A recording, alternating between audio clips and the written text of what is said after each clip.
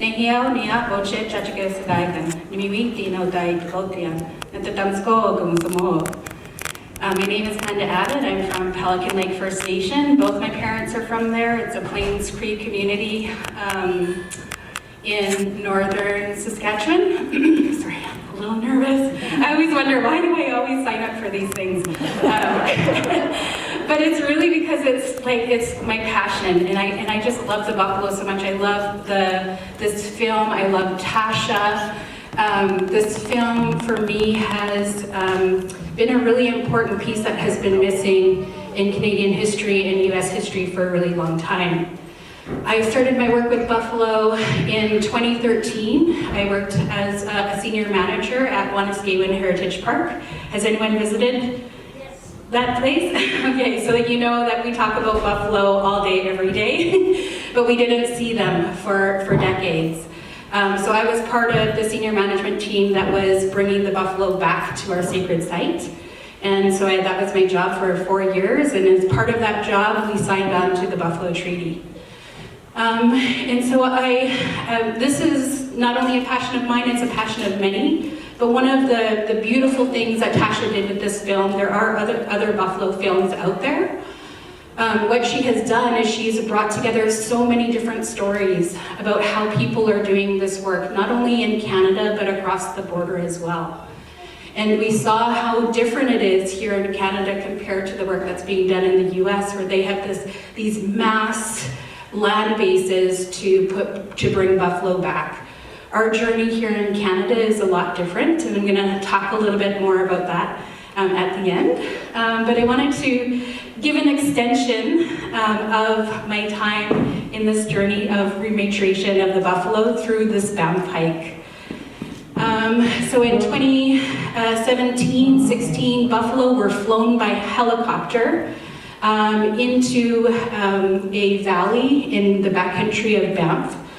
And as you saw, the ceremonies and Leroy and the prayers that were done, well, they were held in one area for 1 year, and after 1 year they were released, so they could go anywhere they wanted in Banff. What they did do was they stayed in their little valley and they did this flower pattern, and they went out and they were seeking their new home. And they continued that journey to go out to different parts of Banff until they found the perfect calving grounds. And so these calving grounds, you know, buffalo are like us. We have plant medicine the same as the buffalo have plant medicine. How we heal ourselves and we'll use different plant medicines to as pain reliever or as medicine or to get those micronutrients. Buffalo do the same thing. And they will do whether they've been in that territory before, they will find the right places to keep their bodies healthy. Buffalo will find a calving ground that is like surrounded by willow or cottonwood. And for 3 weeks before they have their babies, they will prepare their bodies and they will eat that cottonwood or that willow. And so they found these calving grounds in the valley where I think you saw it, where we were kind of like creeping up on them and watching them. That was the first. That was in 2022. My first hike was in 2020. And at that time in 2020, when we went out, there was a hike before. We wanted to do what the old Indians did. We wanted to build a fire using buffalo dung. And that was our plan when we were out there. And so the first year, there was very few buffalo dung anywhere to be found. The next year that we went, like a little bit closer, but still really, really far. We really had to go on a little bit of a hike to go find suitable buffalo dung. This last year, we went and there was you could barely find a place to put your tent without buffalo dung in the way. So it's just exponentially grown. So we went out. The first hike was in 2019, and there's very, very few signs. And as the years have gone on, as you've seen, now the ecology, the keystone species is really making its mark in backcountry Banff. And it's been a really big, beautiful process. We call it rematriating our relationship. And this term rematriation, what it means is how we as people, not even just Indigenous people, because in our creation stories, all people who came here to Earth had original instructions, had stories, had ancestral connections to the world, to the Earth. And so rematriation is really, how do we as human beings go back to these stories? Go back to live in a good way, in good relationship with Mother Earth. Rematriation accomplishes this relationship, this rematriation, by remembering those stories, by putting ourselves in a physical relationship with the buffalo, because for a really long time, we heard prophecies, we heard creation stories, we heard origin stories, but there was no buffalo in our communities. And we as Indigenous people who, since time immemorial had maintained this relationship, to bring them back meant that we had to go back to remembering, why did they give us this governance system that was matriarchal in nature? How did we learn that from them? It's not until you see them and you watch them and you learn how they care for their babies and each other that you're reminded of the importance of community and roles and responsibilities that we have to each other. So in this hike, it's more than just a bunch of women going back to watch buffalo. It's also about the preparation that comes with that remembrance. A lot of the women who go back on this hike, it might be their first time going backcountry, and it is backcountry, so if something happened, the park staff would have to hike in to come and get us, and it's quite a ways. And it's also about remembering, and the longer that we go, the more that we see them develop. So from that 16, last year when we went, there was over 120 buffalo in just that short amount of time. Yeah, go buffalo. And they're doing what they're supposed to do. And so we watched these subtle changes from something like dung. And we take for granted the importance of this dung. This dung is the reason why we have these massive fertile belts all throughout the Great Plains. One buffalo can release 10 to 12 or 15 quarts of dung and urine a day. So that's just one. So imagine 120 occupying a space. It's quite a lot. And what is the benefit of dung? Currently, right now, we as human beings are experiencing an insect apocalypse. Something that no one pays attention to, because how many of us in this room love bugs? A few of us? You're my people. Because bugs are basically the foundation of any ecosystem. And so without these dung, laid out all over the ground, not only are we missing dung beetles and about 3,000, I think it's 3,000 different insects, or flies, just flies alone, that come from one dung. But the many, many different, I think it's 1,000 different insects per dung throughout its lifetime that makes its home and uses that dung to maintain their species. But not only that, you saw in the film how the buffalo would lick up its nostrils and how important those microbes in their nostrils contribute to the health of those species that are living in their dung. And how today in our relationship with them, because we have them on such small tracts of land, in our bison management plans, we have to use things like antibiotics and medicines that will help with any of the parasites that they might develop from all of that 10 to 15 quarts of dung and urine.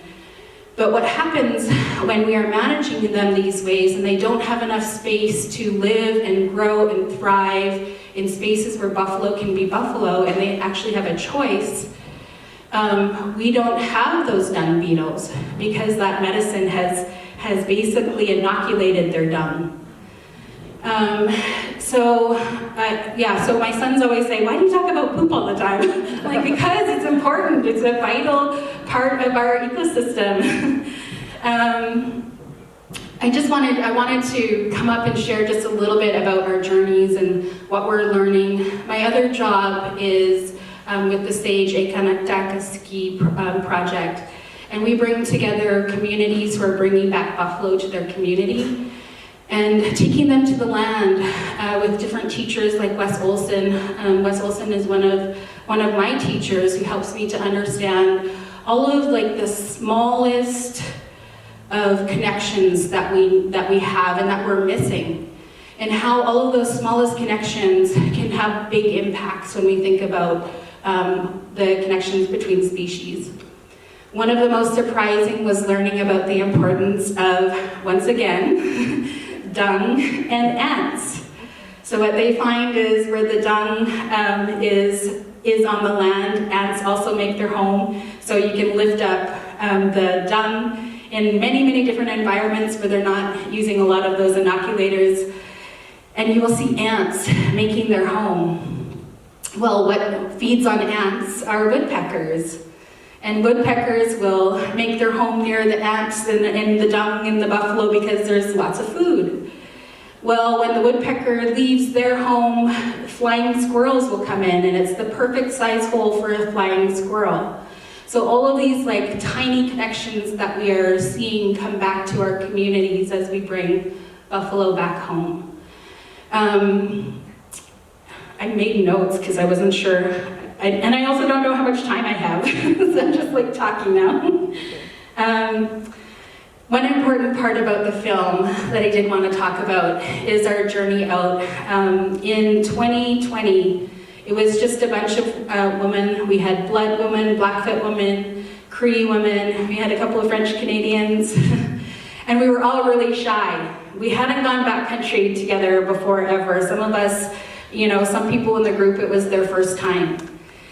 And so we were, a couple days in, and you just quietly figure out what it feels like to have 50 pounds on your pack going up and down.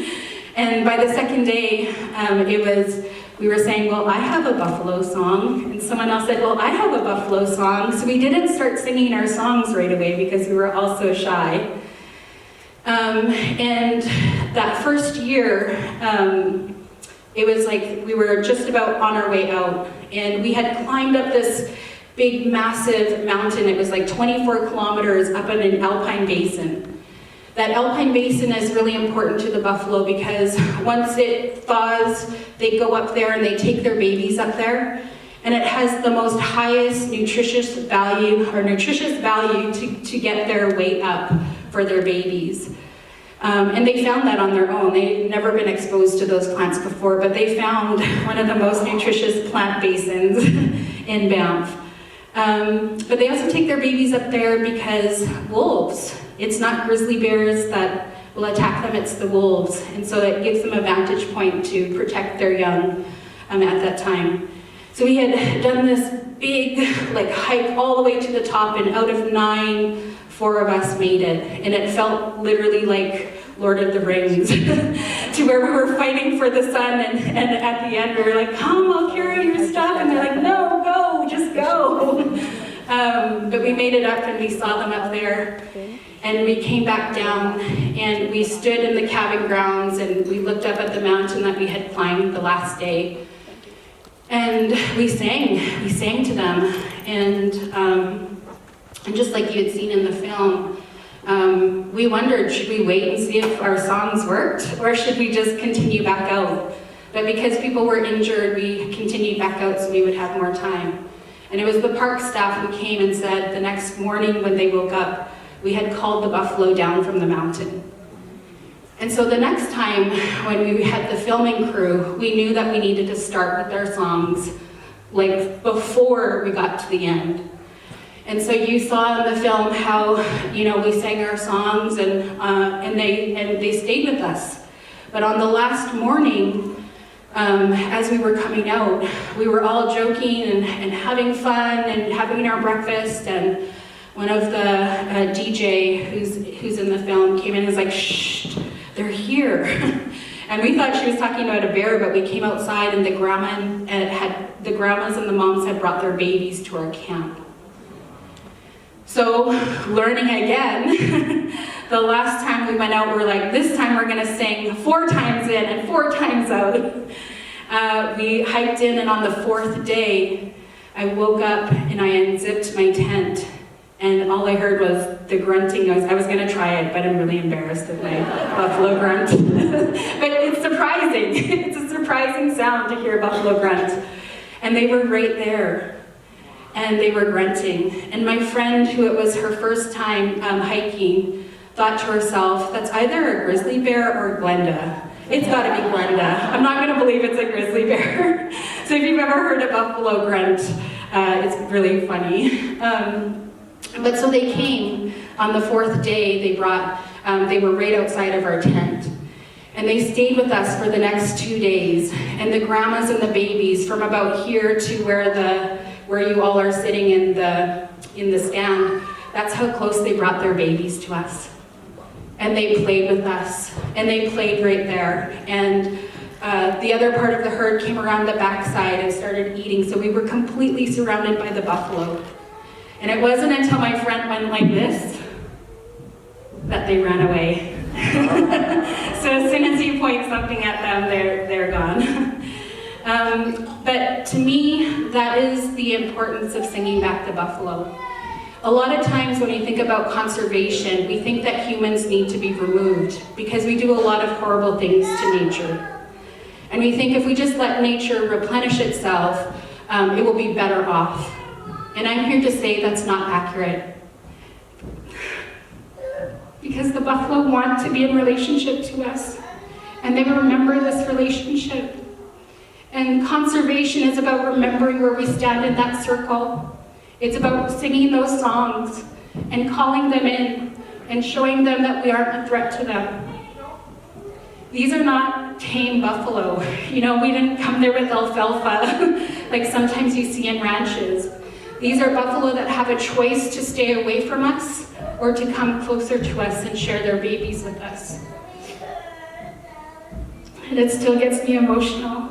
We all were crying as they brought their babies to us, because it's all of these times that we're validated that they want to be our kin. They want us to be in relationship to them. They want us to know them. They want us to speak on their behalf. They want us to do all of these things. I am the voice and the legs of my relatives who are out there in Banff today.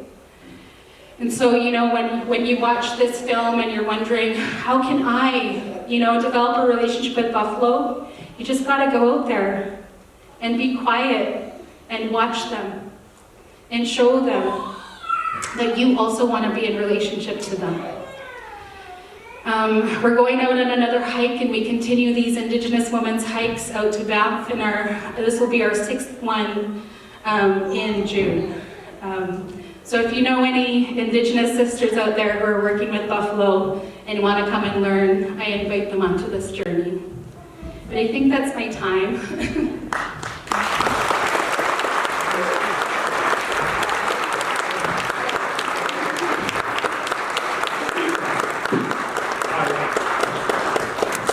That was fantastic. Thank you for your passion. That was just great. Doug Monroe is my name.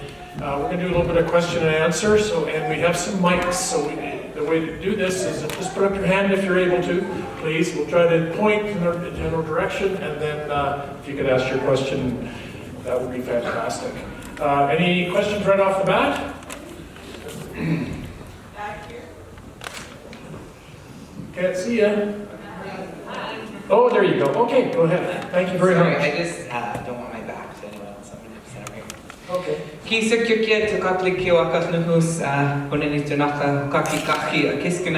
Hi. Thank you so much for today.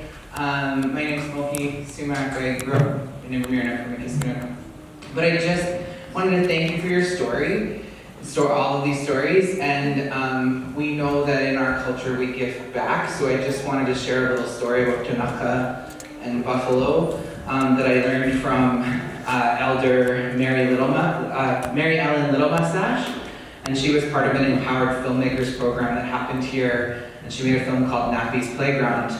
But she taught us that on this side of the mountains, there's a little yellow flower called the buffalo bean, and that when it comes up here, it was our time to go into the mountains, and we would go and actually meet the kānātahk and kānātahk and the Blackfeet, and we would go and do traditional games over there. So I just wanted to offer that connection from here to honor the work that you do and just say thank you very much.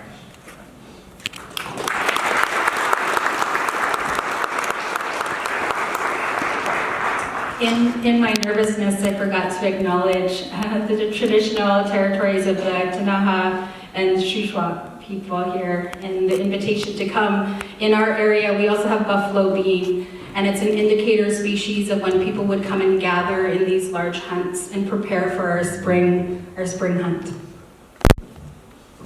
Okay, do we have another question? I'm sure there's lots of questions.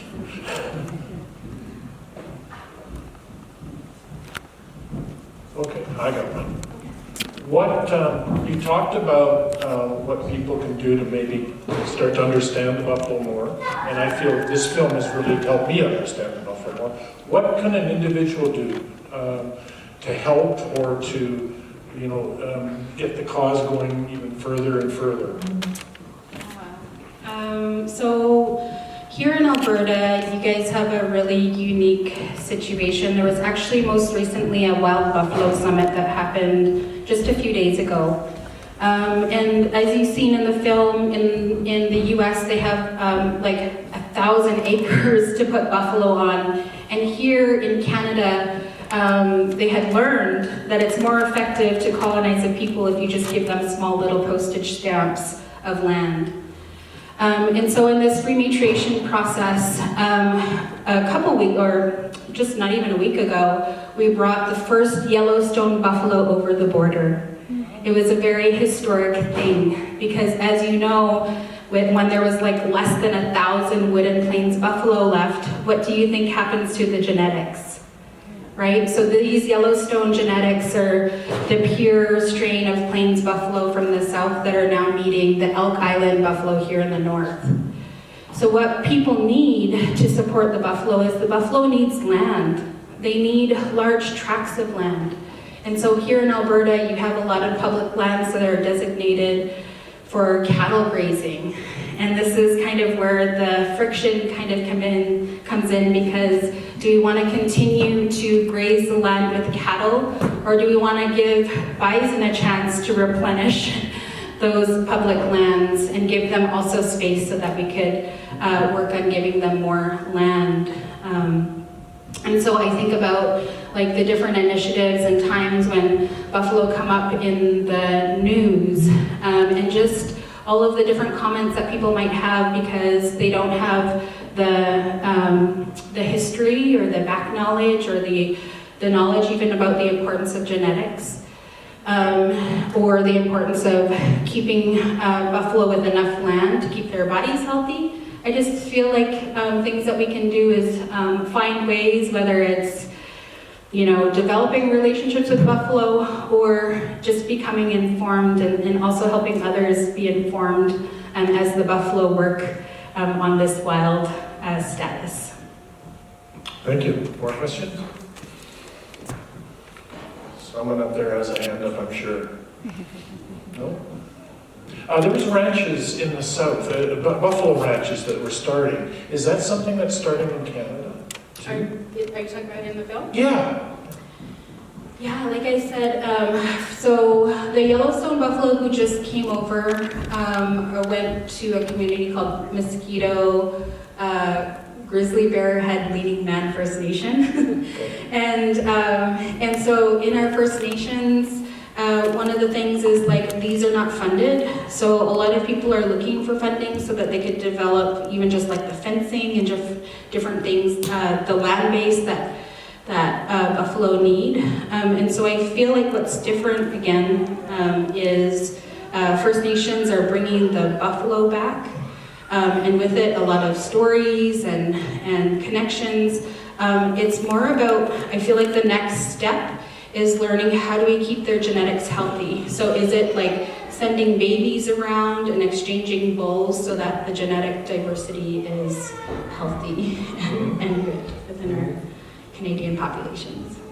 And in the Columbia Valley, what opportunities are there for, because that's where we are here, right? And we're right on the edge of Alberta, BC sort of thing. So with the Rockies there and the other side of Alberta, of course, what opportunities do we have in this area, do you think? Yeah, I'm not aware of that completely, but I do know in the Columbia Valley, I think it was like in the early 1900s, it was wood buffalo that were in the Columbia Valley as opposed to plains buffalo. So they would come down from the Arctic Circle all the way down into the northern part of kind of like Alberta and BC. And just as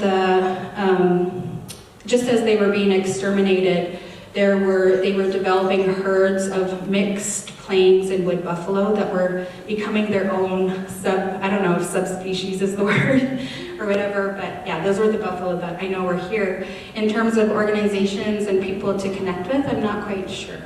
Yeah, does anyone in the audience know or can add some value to that? Right now? Okay. Any more questions out there?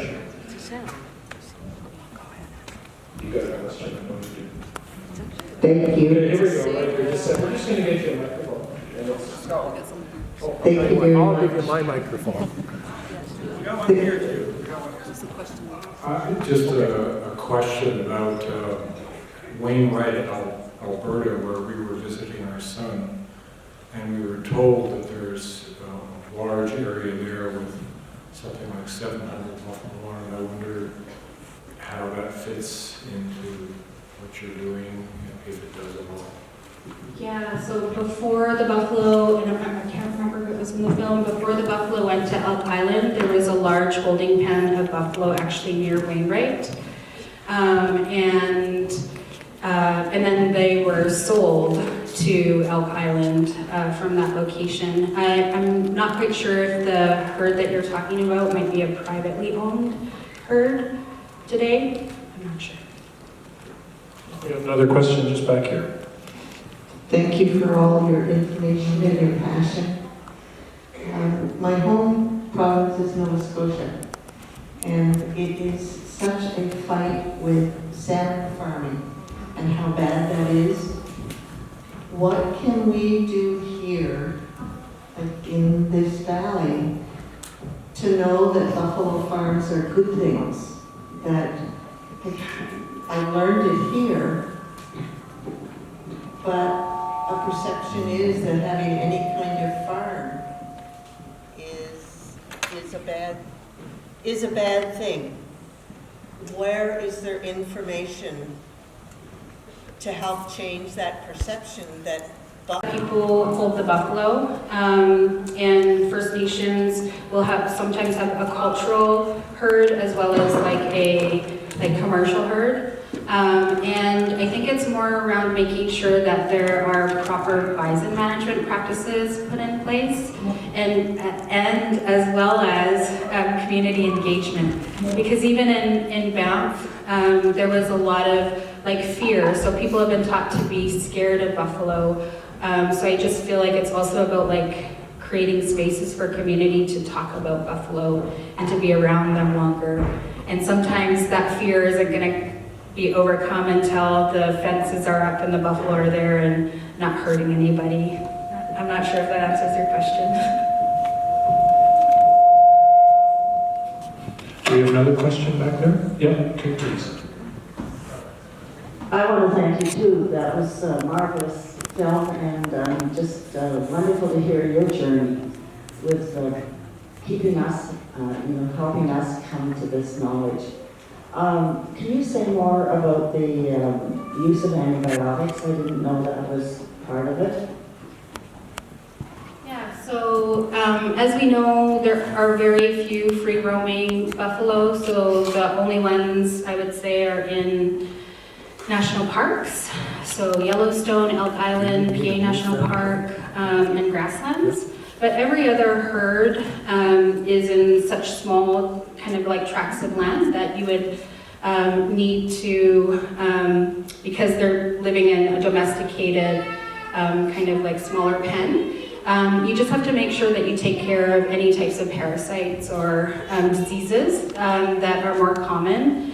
But when that happens, a lot of the benefits, like I explained, that come from just the dung and the excrement, is impacted. So even like I've been to some of the parts of different parks where they have introduced antibiotics and anti-parasitic medications, and we lift the dung and there aren't any bugs or anything happening.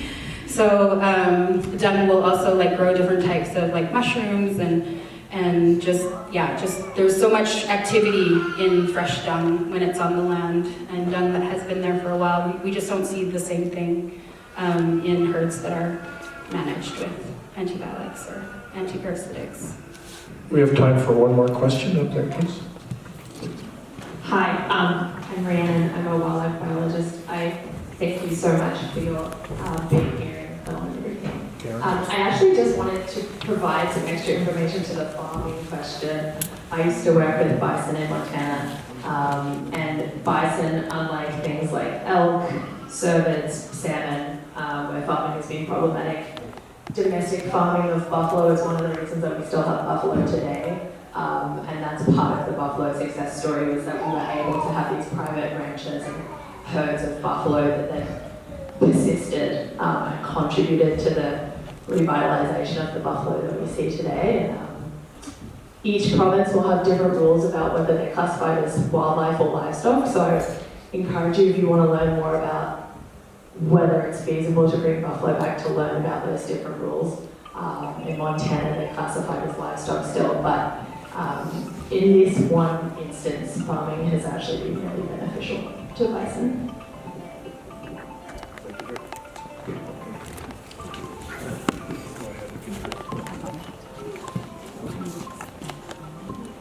Yeah. Thank you so much. That was fantastic. You did great, by the way.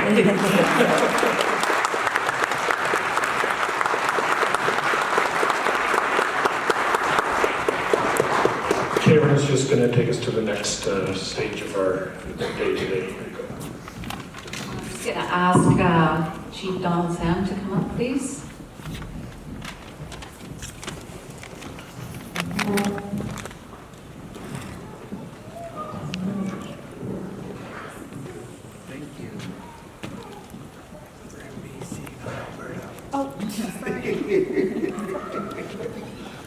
Suʔkni. That was beautiful in so many ways. And thank you to the film festival for bringing this film to the Columbia Valley.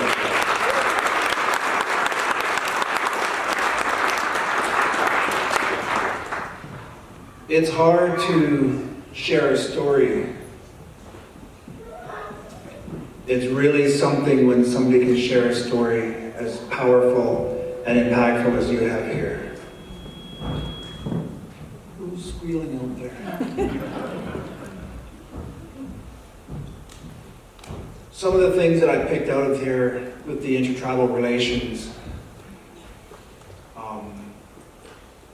and I don't know if I should tell a story about when I was riding a horse called Whiskey on the bison range, and search and rescue were out looking for me, or if I should tell the story about being present in Banff with Leroy and all signing the treaty. I guess you could say I was scouting it out, because the following anniversary when they were in Montana on the Flathead Reservation and the Confederated Salish and Kootenai tribes, the Ktunaxa Nation. For some of you that don't know, the Ktunaxa, that's our word for Kootenai. We were called Kootenai by settlers, but we know ourselves to be Ktunaxa, licks the blood. And so Nasuk and Alfred Joseph, he signed the treaty, as well as Julie Birdstone And I know last year, Councillor Janice Alpine was again witness at the Buffalo Treaty and reaffirmed that connection. And not many people in the valley know who the askiy are, or the traditional territory of the Kootenai people. And so I really appreciate being able for you to be able to share the story with us and make those connections and reinforce some of those connections here and relationships here. I know many of you probably already know me, and I'm going to talk about the Kootenai language, the kānātahk language, and our word for buffalo is kānātahk.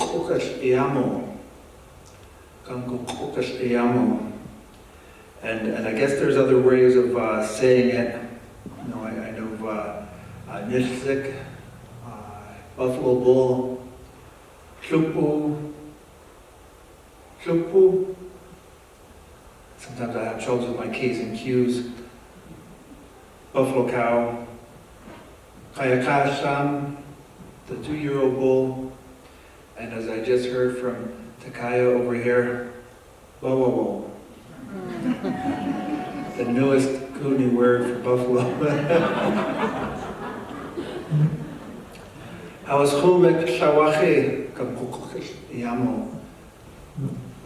that sense of revitalization, the linguistic, or the bringing back the culture. I'm honored to have, some of the young people here, Shawnee, your grandkids. It's really good to see them, and I've got my kids, and to be able to see that and hopefully be able to be part of this, witnessing the return of buffalo. But I'm told we have some food here. What kind of ceremony would be without food, right? And so what do we have? The Askiy First Nation, we've got a food sovereignty program, revitalizing that connection with food and food sovereignty, the health of food, learning or protecting the food sources, those antibiotics or the hormones that are getting put into a lot of beef and stuff. How does that affect our body? So Yvonne Stanley and Janine Michelle, they're working in the food sovereignty program, and they prepared for us today some nakpuk, and suʔkni, and I think there's 3. There's stew, dry meat, and Meatballs. oh, that's ball. I thought that was prairie oysters. No, it's actually meatballs.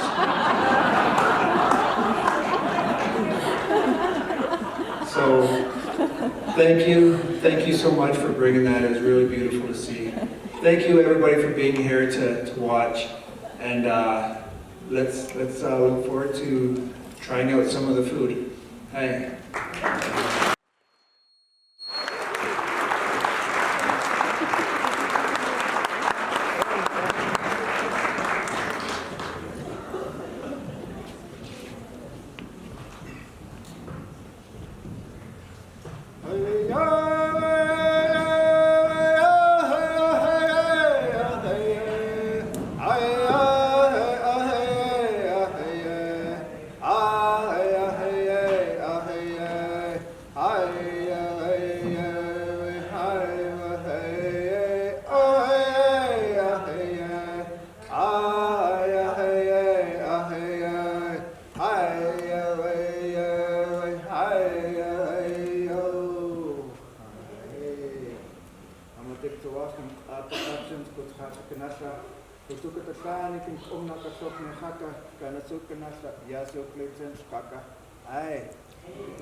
kānātahk.